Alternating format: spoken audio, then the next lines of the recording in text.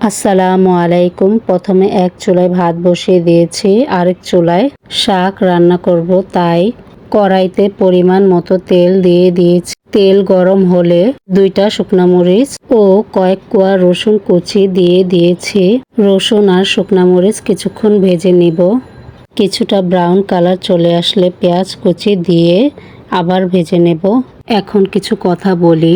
আমি তো ব্লগ ভিডিওতে নতুন, তাই এডিটিংয়ে বা ভয়েস দেওয়াতে কিছু ভুল ত্রুটি থাকতে পারে, তাই আপনারা সবাই ক্ষমার দৃষ্টিতে দেখবেন আর লাইক কমেন্ট করে আমার পাশে থাকবেন। আপনারা সাপোর্ট করলে পেজটা গ্রো করতে সাহায্য হবে। অগ্রিম ধন্যবাদ। এখন পেঁয়াজ ব্রাউন কালার চলে আসলে কেটে ধুয়ে রাখা শাক দিয়ে দিব। তারপর পরিমাণ মতো লবণ দিয়ে ঢেকে রান্না করব। শাকে কোনো প্রকার পানি দেওয়ার প্রয়োজন নেই। শাক থেকে পর্যাপ্ত পরিমাণ পানি বের হবে আর তাতেই শাকটা সেদ্ধ হবে। কিছুক্ষণ পর ঢাকনা খুলে শাকটা নেড়ে চেড়ে দেব আর 4-5টা কাঁচামরিচ দিয়ে আবারও ঢেকে দেব। আরও 4-5 মিনিট এভাবেই ঢেকে রান্না করব। 4-5 মিনিট পর আবারও ঢাকনা খুলে নেড়ে চেড়ে দেব আর খুন্তি দিয়ে একটু প্রেস করে নরম করে নেব। তারপর আবারও কিছুক্ষণ ঢাকনা দিয়ে ঢেকে রান্না করব।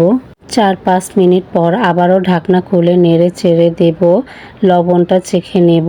লবণ ঠিক আছে, এখন আমার শাক রান্না ডান। এখন অন্য একটা কড়াইতে পরিমাণ মতো তেল দিয়ে দেব। তেল কিছুটা গরম হলে পরিমাণ মতো লবণ ও হলুদ দিয়ে নেড়ে চেড়ে নেব। তারপর ডিমগুলো দিয়ে উল্টে পাল্টে ভেজে নেব। আজকের ডিম তরকারিটা আলু দিয়ে রান্না করব, তাই 2 থেকে 3টা আলু ছোট ছোট টুকরা করে নেব। ডিম ভাজা হলে আলুগুলো দিয়ে ভেজে নেব। ডিম আলু ভেজে নিলে তরকারির স্বাদ বেড়ে যায়। ডিমগুলো ভাজা হয়ে গেছে, এখন তুলে নেব। এখন গরম তেলে আলুগুলো দিয়ে দিব। তারপর পরিমাণ মতো লবণ ও হলুদ দিয়ে ভেজে নেব। ডিম আলু ভেজে রান্না করাটা ঝামেলার মনে হতে পারে, কিন্তু একবার রান্না করে দেখবেন রান্নার স্বাদ দ্বিগুণ হয়ে যায়। আলুগুলো সুন্দর একটা কালার চলে এসেছে, এখন আলুগুলো তুলে নেব। 2-1টার কালার একটু কম এসেছে, সেগুলো আবার একটু ভেজে নেব। 2-1 মিনিট ভেজে এগুলো তুলে নেব। এখন এই তেলে পরিমাণ মতো পেঁয়াজ কুচি দিয়ে ভেজে নেব। পেঁয়াজ কিছুটা নরম হলে 1 চামচের মতো আদা রসুন বাটা দিয়ে তেলের মধ্যে ভেজে নেব। আদা রসুন বাটা দেওয়ার সময় ক্যামেরা অন করতে ভুলে গিয়েছিলাম। এখন পরিমাণ মতো মরিচের গুঁড়া ও হলুদের গুঁড়া দিয়ে কিছুক্ষণ ভেজে পরিমাণ মতো পানি দিয়ে দেব। তারপর ঢাকনা দিয়ে ঢেকে কষিয়ে নেব। 4-5 মিনিট পর ঢাকনা খুলে নেড়ে চেড়ে দেব। আরও কিছুক্ষণ ঢাকনা ছাড়া নেড়ে চেড়ে কষিয়ে নেব। ভালো মতো কষানো হলে আলুগুলো দিয়ে মশলার সাথে নেড়ে চেড়ে মিশিয়ে নেব। এভাবে কিছুক্ষণ নেড়ে চেড়ে কষিয়ে নেব। তারপর ঢাকনা দিয়ে ঢেকে 4 থেকে 5 মিনিট পানি ছাড়াই রান্না করব।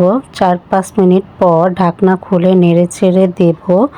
তারপর পরিমাণ মতো পানি দিয়ে বলক আসা পর্যন্ত রান্না করব। পানি টকবক করে ফুটে উঠলে চুলার আঁচ কমিয়ে দিয়ে ঢাকনা দিয়ে ঢেকে রান্না করব আলুগুলো সিদ্ধ হওয়া পর্যন্ত। আলুগুলো সিদ্ধ হয়ে গেলে ডিম ও কাঁচামরিচ দিয়ে দেব। তারপর চুলার আঁচ মিডিয়াম রেখে কিছুক্ষণ রান্না করে নেব। তারপর ধনিয়া পাতা কুচি দিয়ে আরও কিছুক্ষণ রান্না করব। কড়াই ঘুরিয়ে নেড়ে দেব। আমার আজকের রান্না ডান। আল্লাহ হাফেজ।